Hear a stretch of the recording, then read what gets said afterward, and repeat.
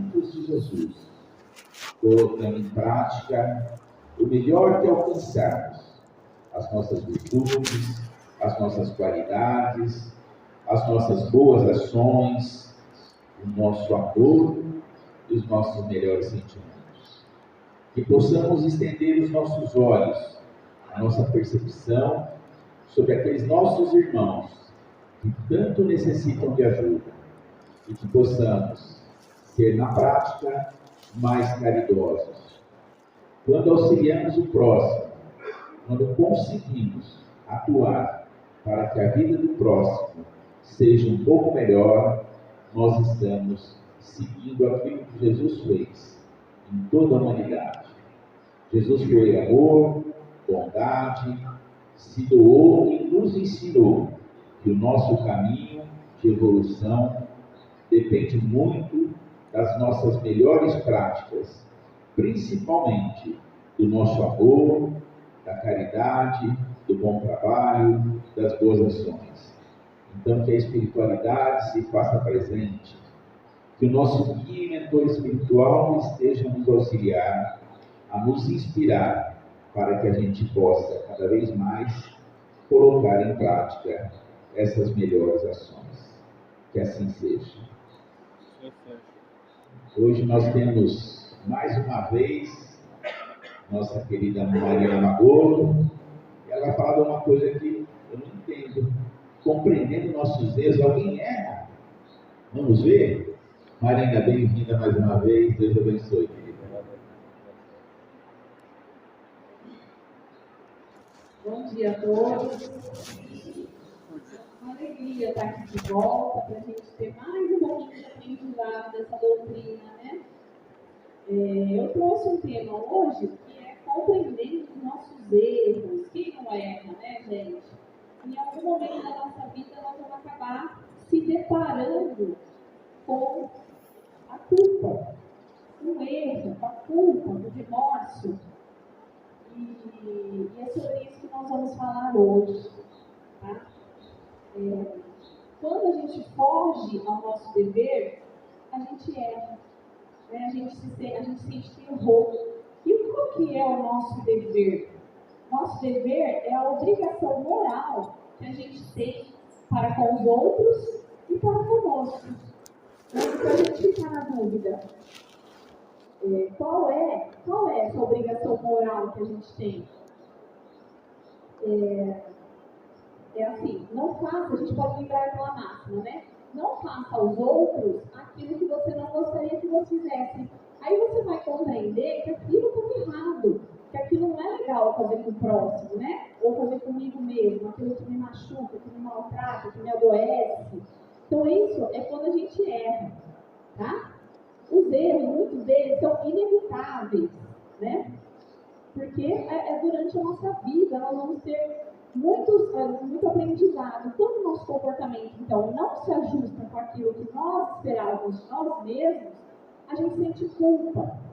E aí a gente cai no processo de auto-menosprezo, de baixa autoestima, de se sentir inferior, de se sentir desprezado por Deus, de achar que a gente não é capaz, de achar que a gente sempre vai errar, de achar que a gente está distanciado de Deus, que Deus não olha mais para nós.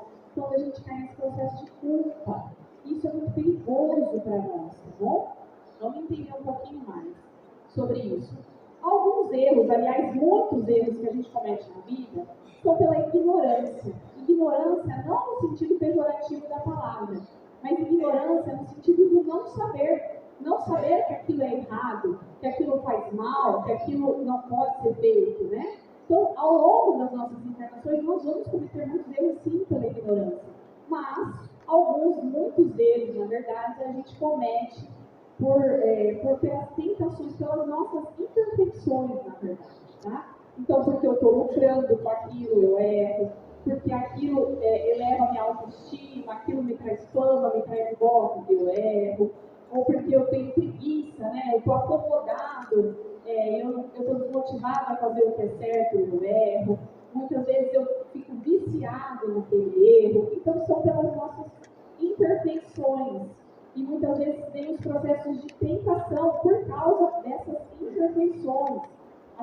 tentação, elas dão arrastamento às nossas más inclinações, né? As nossas más tendências, os nossos desequilíbrios emocionais. Então, não é o diabo, o inimigo que está nos tentando. Somos nós mesmos que, pelos nossos desequilíbrios, os nossos pensamentos errados, atraímos situações, atraímos circunstâncias, atraímos pessoas, magneticamente como um imã para a nossa vida. E a gente cai nele. Sabe como Chico Xavier descrevia as tentações, o processo da tentação? Ele falava que é como se a gente estivesse fugindo de um cachorro grande. Fugindo, correndo de um cachorro grande. Só que com uma imensa vontade de ser alcançado. Era assim que Chico descrevia as tentações. Por quê? Porque a gente sabe que aquilo é perigoso, que aquilo é errado, que aquilo não pode. Só que envolve um componente muito forte que nós temos dentro de nós, que é o desejo. Né? Então, o desejo de experimentar, o desejo de repetir uma experiência prazerosa para nós. Então, por isso que a gente fugindo do cachorro grande, só que com essa imensa vontade de ser alcançado. E Jesus deu para nós a fala, né? Deu para nós a explicação de como fugir dessas tentações. Né? É vigiar e orar, e a gente sempre fala aqui no centro. Oração, gente, a oração, a prece, a gente está sempre em comunhão com Deus, com a espiritualidade, nos protege. Os espíritos amigos vêm nos assistir, vêm nos ajudar. E o vigiar é vigiar desde os nossos pensamentos, não é vigiar a vida dos outros, não é vigiar só a nossa vida. Principalmente começa tudo pelo pensamento. Então, vigiar os nossos pensamentos, para que a gente não caia, não atraia essas situações de tentações. E ele fala assim: vigiar e orar para que não entreis em tentação. O espírito, na verdade, está pronto, mas a carne é fraca. E muita gente usa isso ainda, né? A carne é fraca. Mas vamos entender o que Jesus quis dizer com a carne fraca? Se não é, vamos pensar uma coisa. Quem pensa é o espírito ou é o corpo físico, o cérebro físico? Quem pensa é o espírito. Então, por que ele quis dizer a carne é fraca? Se não é o cérebro físico ele só é o transmissor do pensamento do espírito. Não é verdade? O que Jesus quis dizer com a carne é fraca é a vulnerabilidade do espírito encarnado. Porque quando a gente está encarnado, a gente fica mais vulnerável, mais suscetível ao erro. E por quê? Basicamente, por causa de dois fatores, a gente fica mais suscetível ao erro. O primeiro deles é o esquecimento do passado.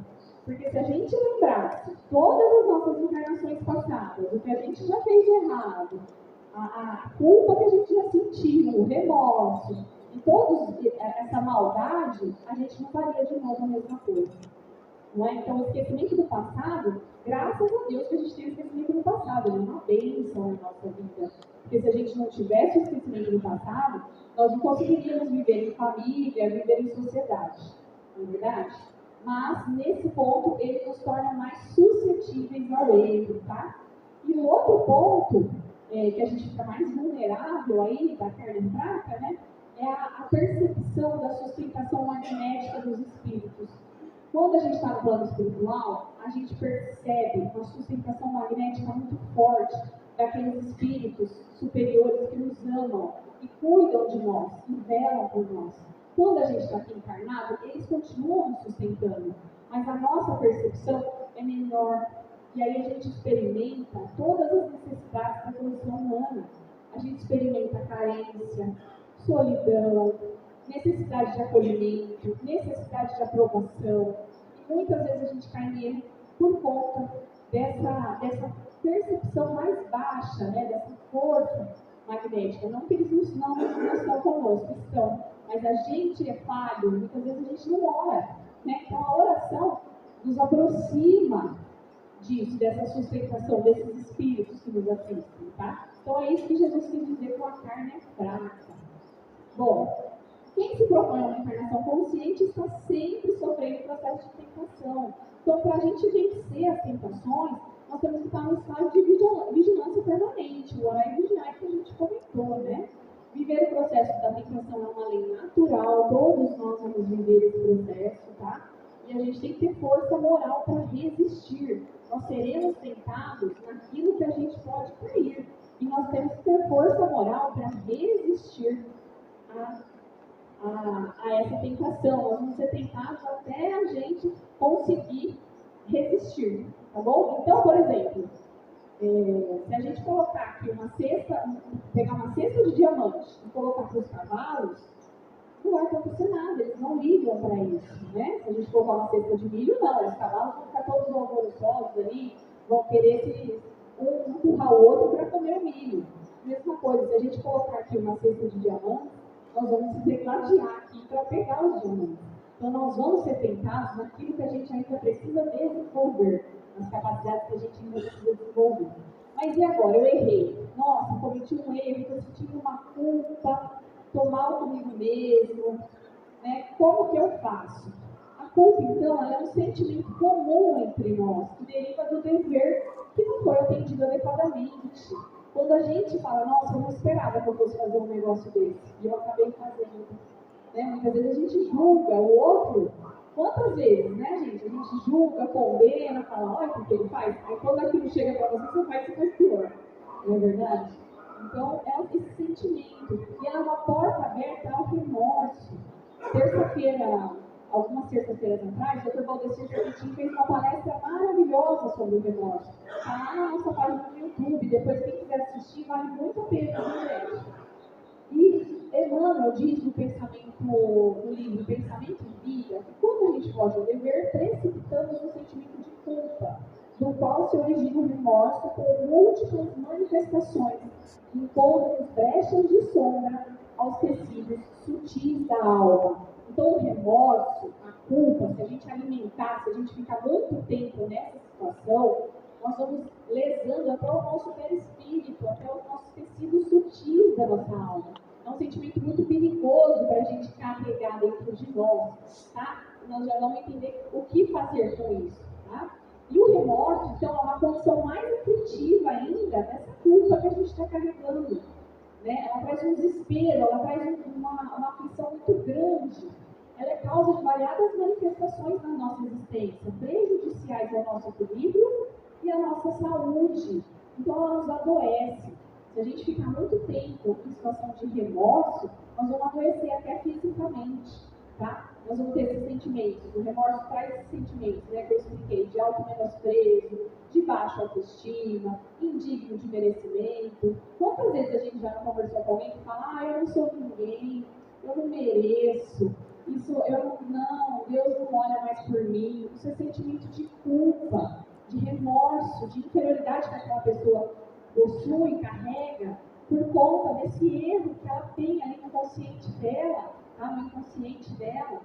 E aí, esses pensamentos fixos na ideia da culpa, do remorso, ela vai esvaziando as nossas energias, ela vai minando as nossas energias essas que poderiam ser usadas para a reparação daquele erro.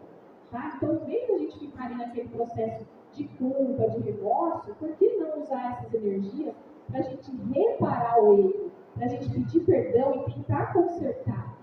Esquecer um pouquinho do nosso orgulho, né? Engolir o nosso orgulho e tentar reparar aquele erro. Não é verdade? Então, a culpa e o remorso, ela abre espaço para conexões de variadas ordens, tanto no campo material quanto no campo espiritual. Como assim? Se a gente ficar, ai meu Deus, o que eu fiz? Eu não devia ter feito isso, ficar com aqueles pensamentos de culpa e remorso por muito tempo, nós vamos atrair encarnados e desencarnados pela lei de sintonia com a mesma vibração. Muitos espíritos chegam do outro lado, chegam na realidade espiritual e se sentem arrependidos por terem as oportunidades perdidas, por ter uma vida perdida, uma vida somente material, somente voltada para o eu, somente voltada para o egoísmo. E o que acontece com esses espíritos? Eles ficam se sentindo, nossa, eu perdi a encarnação, eu fiz tudo errado nessa vida. E aí, com quem que eles vão sintonizar? Com a gente que está aqui encarnado com os mesmos pensamentos. Isso só vai aumentar, só vai inflar dentro de nós esses sentimentos de culpa e remorso, trazendo desequilíbrios orgânicos, doenças físicas, trazendo problemas emocionais, né? Então, dentro desses desequilíbrios orgânicos, muitas doenças aí, autoimunes, por exemplo, problemas emocionais, depressão, as obsessões, que é essa ligação com esses espíritos, né? Lembrando que a obsessão é uma via de mão dupla. Então, a gente pensando dessa maneira, a gente atrai esses espíritos que também sintonizam com nós. Então, olha a responsabilidade que a gente carrega, podendo levar até a depressão. E no mais alto grau, se a gente ficar vivendo muito esse remorso, a gente enlouquece, pode até o suicídio, no alto grau de desespero. Então, é muito grave a gente ficar nessa situação. Então, como fazer para a gente não cair nisso, né? Pra gente, porque culpa e remorso nós vamos sentir em algum momento, mas a gente não pode ficar acalentando, aumentando, vivendo só isso. Então, nós vamos partir para o arrependimento, tá? O arrependimento salutar, vamos colocar assim. O arrependimento é uma palavra grega, que na verdade ela é uma palavra que deriva de uma palavra grega que chama metanoia. E essa palavra metanoia significa mudança de mente. Então, o arrependimento a gente tem que encarar como uma mudança de mente, uma mudança de perspectiva, tá? Ela não vai significar lamentação e lamúria. Nós não podemos ficar, não é isso. O arrependimento é alterar a nossa mente para reconhecer que aquele caminho que escolhemos no passado não é o ideal para a nossa felicidade, que aquilo não nos trouxe o esperado, tá? E aí, a gente mudar a nossa perspectiva, mudar os nossos pensamentos, mudar as nossas ações, tentar reparar aquele erro, tá? Isso é o principal, buscando sempre o apoio da divindade, buscando sempre uma atividade física, uma ajuda de uma terapeuta, de um psicólogo, todas as maneiras que a gente puder para a gente conseguir sair dessa situação de culpa e remorso e entrar numa vontade de reparar aquele erro, de voltar para o caminho reto, de voltar para o caminho certo, tá bom? Eu trouxe também aqui duas passagens de Jesus, que a gente tem que sempre lembrar de Jesus, é sempre muito bom lembrar das passagens de Jesus, né? E essa aqui todo mundo conhece, que é aquela mulher adulta que foi pega em flagrante e ela ia ser apedrejada em praça pública, porque era a lei judaica da época, a lei mosaica da época, né? E aí Jesus fala, atire a primeira pedra, aquele que não errou, que não tem pecados. E as pessoas foram jogando as pedras e foram saindo. Ninguém atirou a pedra nela, né? E Jesus, levantando-se de novo, disse para a mulher, mulher, onde estão os vossos acusadores? Ninguém vos condenou? E ela lhes disse, não, Senhor. Jesus respondeu, eu também não vos condenarei. Ide e no futuro não pequeis mais. Vai e não peques mais. A gente nunca vai ver Jesus condenando e julgando ninguém e acusando ninguém. Nunca. Em nenhum texto, em nenhuma passagem, Jesus está falando, você fez isso, você fez aquilo, está errado isso, em nenhum momento. Por quê? Por que a espiritualidade não nos condena? Porque Jesus, Deus, não nos condena. Porque Ele sabe da estágio evolutivo infantil que a gente ainda vive. Eles nos enxergam como crianças, como bebês aprendendo a andar. Então, quando a gente está vendo nosso filho começando a andar, ele tropeça e cai. A gente vai lá, ajuda a levantar de novo. Aí o bebê está andando, tropeça e cai. A gente vai lá, fala, não foi nada, levanta e vai, levanta e anda. É assim que a espiritualidade nos enxerga. Eles compreendem o nosso estágio evolutivo ainda infantil, o nosso estágio evolutivo ainda primitivo, que a gente ainda vai errar pelo caminho, mas ele dá lá novas forças para a gente continuar. Essa aqui é uma das frases mais bonitas que eu li na atualidade, assim, ultimamente, né? Que é o perdão é o amor em forma de compreensão. Porque realmente, quando a gente consegue compreender o porquê eu errei, o porquê o outro errou, a gente perdoa. E é o amor isso, é uma forma de amor, não é? Então, é uma das frases que eu mais me emocionei ao ler esses últimos tempos.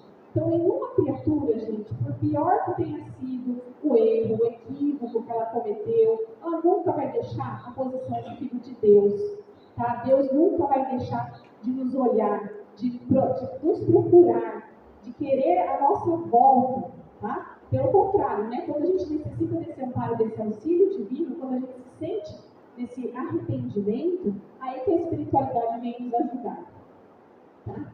A outra parábola é a parábola da ovelha perdida. Jesus estava ali com a população, né, quando ele saía nas suas caminhadas, os discípulos, e aí juntavam algumas pessoas, e ele conversava com essas pessoas, e ele pergunta, né, tem algum pastor de ovelhas aqui hoje, né? E tinha um pastor ali, e ele falou assim, olha pastor, se o senhor tem 100 ovelhas, e uma delas se perde pelo caminho, o que você faz? O pastor falou, eu guardo as 99 lá no pasto e vou atrás daquela ovelha perdida. E aí, se você encontrar, o que você faz? Aí ele fala, eu coloco ela sobre meus ombros e eu venho feliz para casa, cantando e dançando, e falo para meus amigos, fiquem felizes comigo, porque eu achei aquela ovelha perdida. E Jesus então disse, digo-vos que assim haverá maior júbilo, maior alegria no céu por um pecador que se arrepende, do que por 99 justos que não necessitam de arrependimento.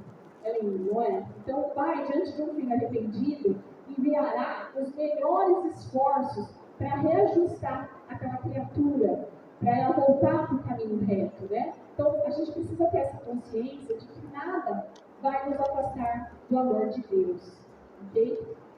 No livro Socorro e Solução, do José Carlos de Luca, que é um escritor famoso, um orador espírita famoso lá de Brasília, tem um capítulo desse livro que chama Você é Maior que os Seus Erros.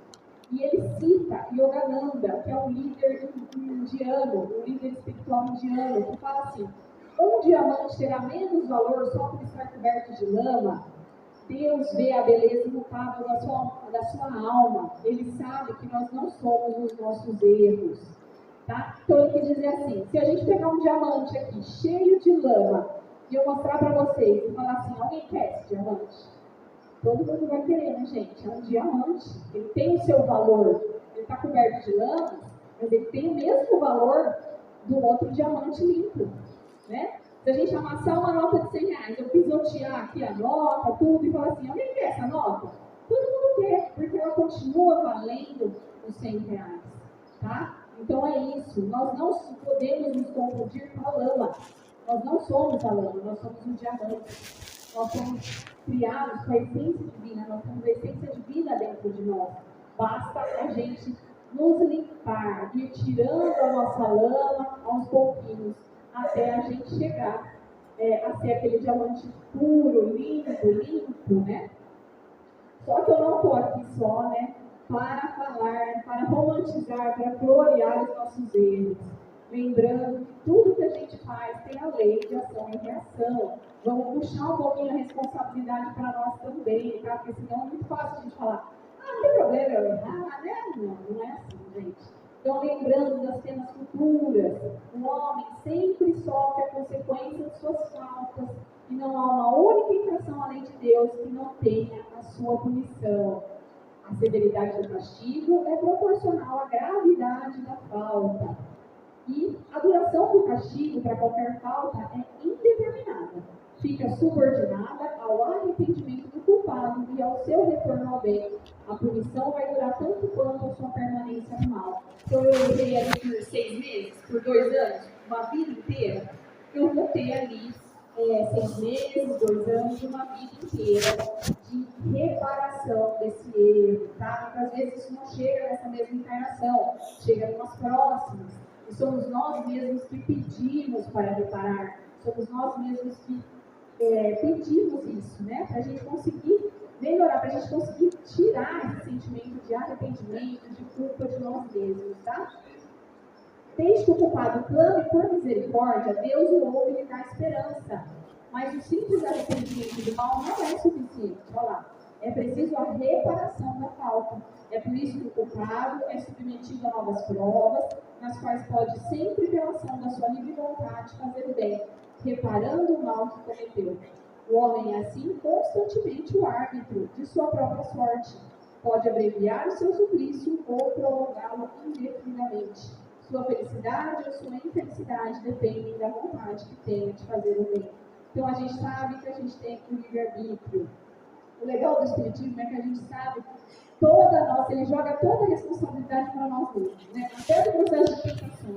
Tudo está nas nossas mãos, tá? Então a gente sabe que E quanto mais a gente errar, se a gente escolher um caminho errado, nós vamos ter que reparar aquela falta, nós vamos ter as consequências. Tá? E para exemplificar isso, eu trouxe esse esqueminha que eu vi na internet e eu gostei muito, tá? Para a gente lembrar, porque assim, a disciplina, a gente sempre fala da disciplina, né? Só que a disciplina também é difícil. A disciplina é doída, ela é sofrida, ela envolve renúncia, ela envolve sacrifício. Então não é fácil a gente falar, tem que ter disciplina, tem que seguir o caminho reto, não é verdade? Porque o bom nem sempre é agradável. Tem um violinista famoso que ele fala assim, se eu ficar um dia sem tocar, ninguém percebe. Se eu ficar 2 dias sem tocar, eu percebo. Se eu ficar 3 dias sem tocar, a plateia percebe. Então é isso. É muito treino, muito sacrifício. São 6, 7, 8 horas ali de treino por dia. Para quê? Para ter um desempenho de 1h30 ali na frente da plateia. É isso. A disciplina não é fácil. Mas ela vai trazer, eu coloquei ela até em azul e subindo, porque ela vai trazer ali no futuro felicidade. Ela vai trazer satisfação. Ela vai desenvolver as nossas virtudes. Agora o arrependimento não. Então, para a gente escolher qual dor você prefere, a dor da disciplina ou a dor do arrependimento? O arrependimento não, né, gente? O arrependimento, aqueles minutos, aqueles segundos, aquele tempo que a gente tem de felicidade passageira, que a gente acha que é felicidade, de prazer, enfim, depois vai trazer uma grande consequência danosa para nós, tá? Tem uma outra passagem também que um discípulo se aproxima do mestre e fala: Mestre, o que é preciso para ser feliz? E o mestre responde que a felicidade depende das boas escolhas que fazemos. O discípulo, ainda inquieto, fala: e como eu posso fazer boas escolhas? E ele fala: isso se dá através da experiência. E como eu consigo experiência, mestre? Fazendo más escolhas. Então, as nossas más escolhas levam a gente a aprender. É um processo de aprendizado. E aí a gente vai ganhar experiência com isso e vai fazer boas escolhas e ser feliz.